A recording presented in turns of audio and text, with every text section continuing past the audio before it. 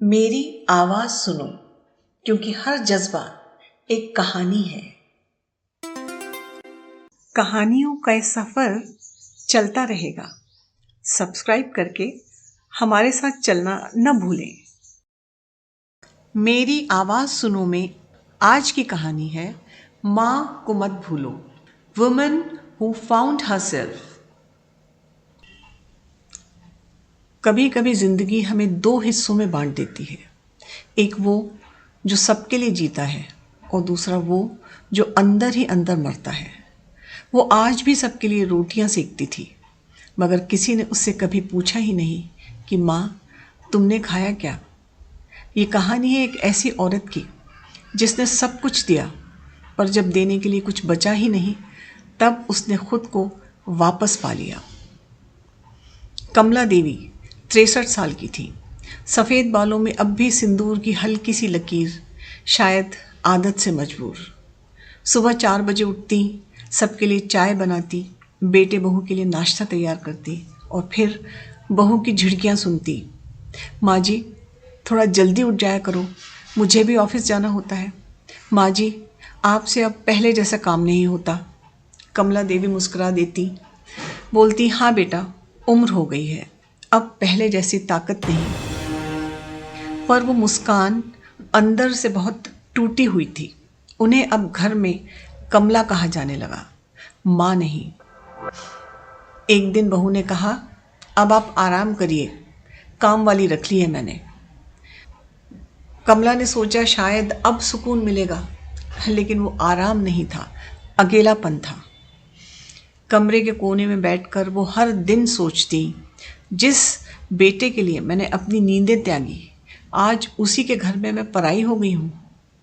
रात को टीवी की आवाज़ें, बहू की हंसी और उनके कमरे की खामोशी, तीनों मिलकर जैसे उनका मजाक उड़ाते। एक शाम कमला ने बेटे से कहा, राजेश बेटा चलो आज साथ बैठकर चाय पीते हैं। राजेश मोबाइल में व्यस्त था, बोला अभी नहीं माँ, मीटिंग है। कमला ने कहा, मीटिंग तो हर रोज़ ही होती है बेटा, माँ तो हर रोज़ नहीं साथ बैठकर चाय पीती। राजेश ने बिना देखे कहा, ड्रामा मत करो माँ, आप तो हर बात में इमोशनल हो जाती हो।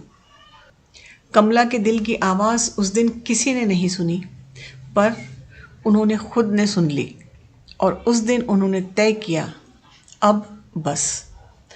अगली सुबह कमला ने अलमारी से अपने पुराने कागज़ निकाले, रिटायरमेंट की रकम, ज़मीन के पेपर्स, बैंक अकाउंट। उन्होंने बेटे बहू को बुलाया और कहा, मैं सोच रही हूँ कि ये घर तुम्हें दे दूँ, बस एक शर्त है, अब मुझे यहाँ से जाना है। राजेश चौंका, जाना है? कहाँ जाएंगी माँ? जहाँ मुझे अपने होने का एहसास मिले बेटा। बेटा हंसा, आप अकेली कैसे रहेंगी? कमला बोली, जब साथ रहकर भी अकेली हूँ तो अकेले रहना सीख ही जाऊंगी। कमला ट्रेन में बैठी, हाथ में बस एक छोटा सा बैग था। दिल में डर था पर आंखों में चमक थी। वो अपने पुराने स्कूल की एक सहेली के पास पहुंची, नीला देवी। नीला बोली, कमला तू यहाँ? कमला मुस्कुराई, हाँ नीला, अब अपनी ज़िंदगी की आखिरी क्लास खुद लूँगी। नीला ने उन्हें महिला आश्रम में वॉलंटियर का काम दिला दिया। कमला अब रोज़ वहाँ बुज़ुर्ग औरतों को गाना सिखाती, कहानियाँ सुनाती और पहली बार अपनी आवाज़ में अपने लिए मुस्कान ढूंढी। कुछ महीनों बाद कमला का एक YouTube चैनल बन गया, माँ की बातें, जहाँ वो रोज़ अपनी तरह की औरतों से बातें करती।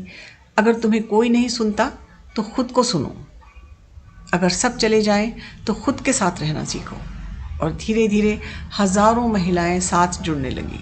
लोग कहते, वो औरत जो कल टूटी हुई सी थी आज दूसरों को जोड़ रही है। एक दिन उनके चैनल का लाइव शो चल रहा था। टिप्पणी आई, मैं आपका बेटा राजेश बोल रहा हूँ। कमला ठिठक गई। स्क्रीन पर बेटे का चेहरा दिखा, आंसू भरे। माँ आप सही थी, मैंने सब देखा, सब समझा, मुझे माफ़ कर दो। कमला बोली, माफ़ी की ज़रूरत नहीं बेटा, बस इतना याद रखो, माँ को भूलो मत, पर सबसे पहले खुद को मत भूलो। आज कमला हर सुबह सूरज को देखकर मुस्कुराती है। अब वो किसी के घर की माजी नहीं, वो खुद की कमला देवी है। एक नाम, एक पहचान। कभी कभी टूटना ज़रूरी होता है, क्योंकि उसी टूटन से ताकत निकलती है। और जब एक माँ खुद को पहचान ले तो उसे कोई तोड़ ही नहीं सकता।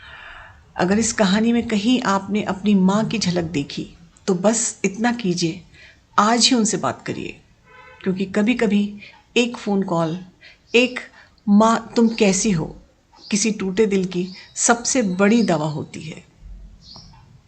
कमेंट करके ये ज़रूर बताएं कि आपको ये कहानी कैसी लगी और इस कहानी को आप कहाँ से सुन रहे हैं। और हाँ, चैनल को सब्सक्राइब करें और वीडियो को लाइक और शेयर तो ज़रूर करें। क्या पता किसी को इसकी ज़रूरत हो।